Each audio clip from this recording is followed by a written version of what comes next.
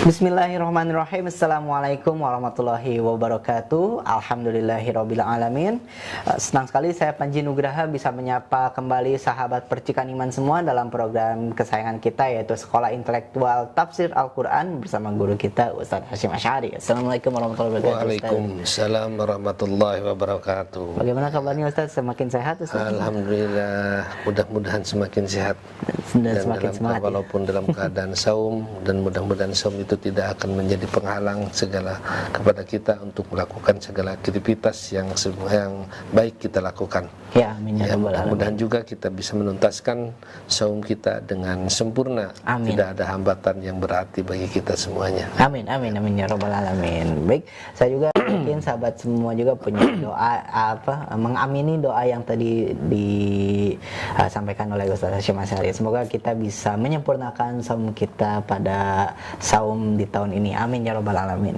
Baik Ustaz, kita akan membahas tafsir surat Al-Baqarah. Kemarin kita telah selesai di ayat 13 dan sekarang kita akan membahas mulai dari ayat 14. Silakan Ustaz untuk tausiahnya. Innal hamdalillah wassalatu wassalamu ala Rasulillah wa ala alihi wa sahbihi wa mawalah. Asyhadu an la ilaha illallah wahdahu la syarikalah wa asyhadu anna Muhammadan abduhu wa rasuluhu alladzi la nabiyya ba'dah. Sahabat percikan iman yang dimuliakan Allah Subhanahu wa taala, kita telah membahas beberapa sifat-sifat orang munafik, orang yang memang menyembunyikan keimanan dan memperlihatkan keimanan tapi menyembunyikan kekufuran. Ada beberapa sifat orang munafik itu. Apabila diperintah untuk beriman, mereka mengatakan, apakah kami harus beriman seperti orang-orang yang bodoh? Karena mereka menganggap orang-orang yang beriman itu adalah orang yang bodoh. Tapi kata Allah, justru mereka itulah orang yang bodoh. Dan apabila dalam ayat selanjutnya Allah berfirman, a'udzubillahi minasyaitonirrajim, wa idza laqul ladzina amanu qalu amanna wa idza khalau ila syayatinihim qalu inna ma'akum innama nahnu mustahzi'un. Ya. Apabila mereka bertemu dengan orang-orang yang beriman, orang-orang munafik itu apabila berhadapan dengan orang-orang yang beriman, qalu, mereka berkata, amanah, kami juga sudah beriman. Nah, ini salah satu sifat menyembunyikan kekufuran, memperlihatkan keimanan. Dan salah satu sifat munafik yang ada dalam hadis, idza haddatsa kadzaba. Apabila mereka ngomong itu bohong. Mengatakan beriman, kami sudah beriman. Nah, itu ada pernyataan-pernyataan orang munafik. Di samping mereka juga apabila diperintahkan jangan bikin kerusakan, mereka mengatakan kami bikin keberesan. Apabila beriman, berimanlah seperti orang-orang. Apakah kami harus beriman seperti orang-orang yang bodoh?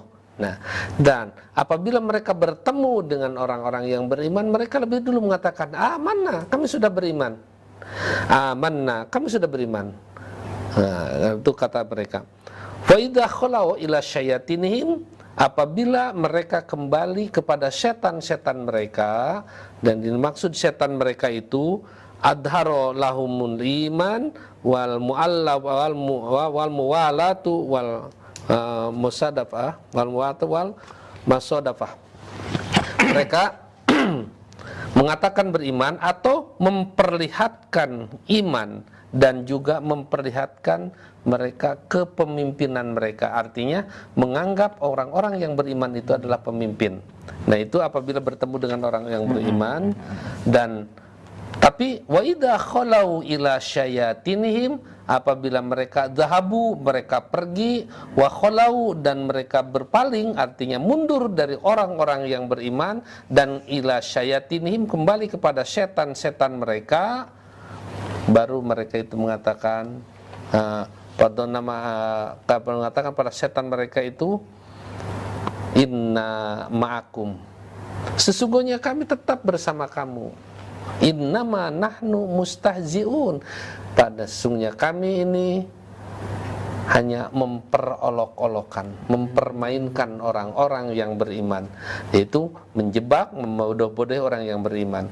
Yang dimaksud khalau ila syayatinihim, apabila mereka kembali kepada setan-setan mereka, artinya yakni hum ru'usuhum, apabila kembali kepada pemimpin-pemimpin mereka atau golongan-golongan fil kufri, di dalam kekufuran. Ada juga yang mengatakan khalau ila ashabihim, apabila mereka kembali kepada sahabat-sahabatnya orang munafik, wahum syayatunhum, atau itu mereka syayatinhum, setan-setan mereka, yaitu ashabu minal munafikin, sahabat-sahabat munafik, wal musyrikin, dan sahabat-sahabat orang musyrik. Itu kata-kata mereka, inna ma'akum, tenang saja, kami tetap bersama kalian.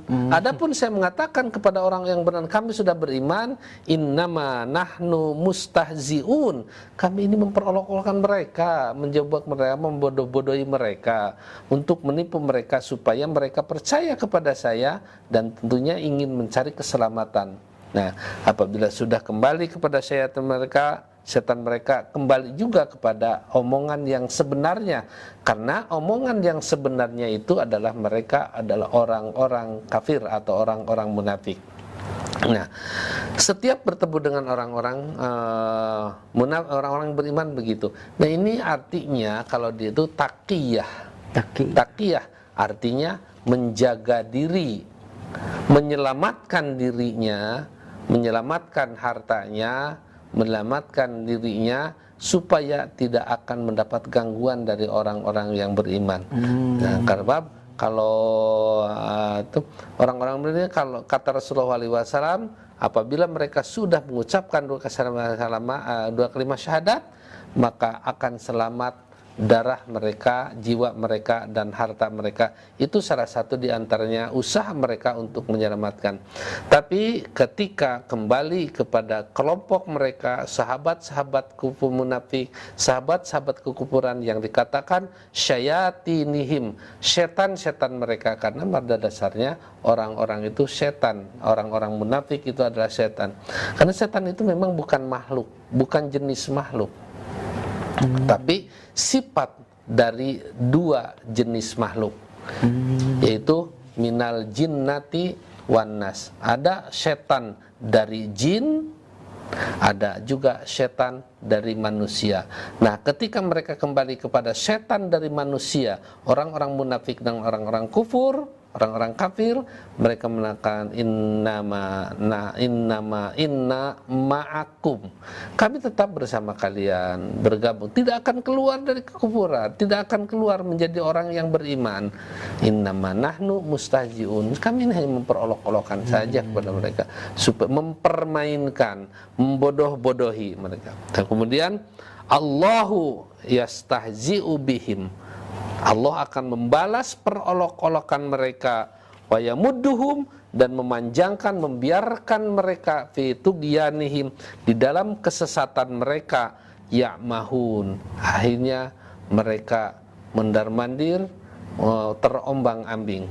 Kalau sudah ketahui terombang-ambing mereka itu, ke sana sudah tidak diterima, kepada orang-orang yang beriman juga tidak terima, orang-orang kafir juga tidak diterima. Mereka seperti ada dalam satu cerita,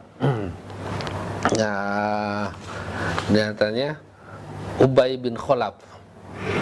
Dalam satu cerita, Ubay bin Khalaf ini adalah seorang munafik, dia pedagang, bisnis, yang pintar bisnis dengan orang-orang beriman, menyatakan kami beriman, tentu bisa bisnis dengan orang-orang yang mukmin. Tapi ketika bertemu dengan orang-orang kafir, mereka menyatakan kami ini tetap bersama kalian. Itu mempermainkan saja kepada orang yang beriman. Maka bisnis dengan orang kafir jalan, bisnis dengan orang-orang mukmin juga akan jalan. Cuma suatu saat dia salah strategi. Ini ya'mahun, akhirnya terombang-ambing, kan itu ke sana tidak terima, ke sini tidak terima. Yang dikatakan oleh Allah, yamudduhum fi tughyanim, dalam kesesatan mereka itu tetap ya'mahun, berombang-ambing. Ketika dia salah strategi, suatu saat dia membuat hidangan untuk menjamu relasi-relasi dagang mereka, mengundang relasi mereka dari orang-orang yang beriman dan juga dari orang-orang kafir untuk dimakan, diberikan hidangan dalam satu hidangan ini. Kemudian ya datang dari orang beriman, datang termasuk Rasulullah dari orang-orang kafir juga datang. Cuma Rasulullah merasa heran, loh kenapa orang-orang kafir diundang sama dia? Orang-orang kafir juga mengatakan, loh sebenarnya siapa Ubay bin Khalaf ini? Orang-orang pengikut Muhammad diundang, untuk apa ini? Nah, kemudian ketika sudah kumpul, setelah mempersilahkan, Rasulullah mengatakan, wahai Ubay bin Khalaf, saya tidak akan mau mencicipi hidangan yang kamu hidangkan ini sebelum kamu mengucapkan 2 kalimat syahadat di hadapan mereka. Nah, Ubay bin Khalaf bingung, loh kalau mengucapkan 2 syahadat berarti sudah tidak akan diterima lagi oleh orang kafir, putus bisnisnya. Tapi orang kafir juga tidak kalah geleng. Dia mengatakan, wahai Ubay bin Khalaf, saya juga tidak mau mencicipi hidangan yang kamu sajikan sebelum kamu meludahi wajah Muhammad. Nah, ini akhirnya terombang-ambing. Iya. Itu Ghanim ya mahun. Nah, ini kalau sudah terbongkar kekufuran mereka oleh umat Islam dan terbongkar kebohongannya, dan jadi maka Allah akan wa yamudum fitu Ghanim ya mahun. Akhirnya di dalam kesesatan mereka terombang-ambing. Ketika di saat bingung seperti itu, pikir-pikir bisnis dengan umat Islam belum begitu besar. Tapi bisnis dengan orang kafir memang itu mereka bisnis yang cukup besar. Daripada putus bisnis dengan orang kafir, lebih baik putus dengan umat Islam. Nah, baru mereka itu terbongkar bahwa mereka itu kufur. Mereka munafikannya itu sudah terbongkar, berarti itu kafir. Akhirnya dia meludahi wajah Rasulullah. Meludahi wajah Rasulullah, ternyata ludahnya tidak sampai kepada Rasulullah dan kembali kepada wajah dia. Ludahnya itu akhirnya mukanya hangus, hitam. Setelah itu Rasulullah permisi, mengatakan, wahai Ubay bin Khalaf, kalau kamu keluar rumah pasti kamu akan mati.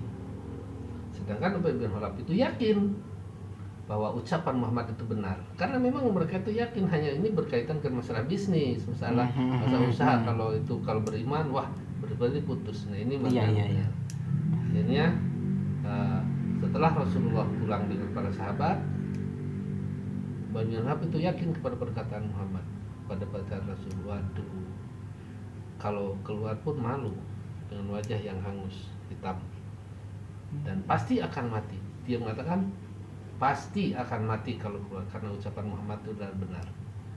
Akhirnya orang kafir pulang, dan ternyata orang kafir pun sudah tidak mau menerima. Dan Rasulullah apalagi, Ubay bin Khalaf tidak keluar rumah, bisnisnya putus. Kemudian dia tidak keluar rumah karena takut mati. Tapi yang namanya mati selalu menjemputnya. Walaupun tetap di rumah, tetap kematian. Akhirnya itu adalah salah satu diantaranya. Wa Allahu yastahzi'u bihim. Allah membalas perolok-olokan mereka. Wa yamudduhum fi tughyanihim, maka membiarkan pada mereka di dalam kesesatan. Wa ya'mahun, sehingga mereka terombang-ambing. Nah itulah kalau Rasulullah, kalau kemunafikan itu sudah terbongkar, maka akan terjadi sesuatu yang sangat mengerikan. Nah, perbuatan-perbuatan kemunafikan itu diantara orang-orang yang mengadu domba. Kalau kita berbicara pada si A, kemudian mengatakan si B. Nah, oleh si A itu perkataan-perkataan itu kita disampaikan kepada mereka. Dia tuh mengatakan ini. Ya, apa ya, betul saya tahu sendiri. Nah kemudian dia juga yang itu juga yang mengatakan ya dia juga nggak suka begini-begini, kemudian disampaikan lagi. Nah itu kalau orang-orang yang seperti itu dianggap sifat-sifat orang kemunafikan, sifat yang munafik, seperti orang yang beriman mengatakan begini, sampaikan kepada orang kafir. Kemudian orang kafir juga mengatakan orang begini, mengatakan tentang rencana mereka, disampaikan kepada orang yang beriman. Nah kalau sudah ketemu antara mereka itu, baru mereka sudah tidak bisa bicara apa-apa, dan mereka menerima keadaan yang tentunya sangat menyedihkan. Akhirnya mereka tidak diterima oleh orang mukmin dan juga tidak diterima oleh orang kafir, seperti kisah dalam satu cerita itu adalah Ubay bin Khalaf. Kita jeda dulu. Ya baik, terima kasih Ustaz. Menarik sekali pembahasan pada hari ini. Insya Allah kita akan lanjutkan di segmen berikutnya. Tetaplah bersama kami di Tafsir Al-Quran.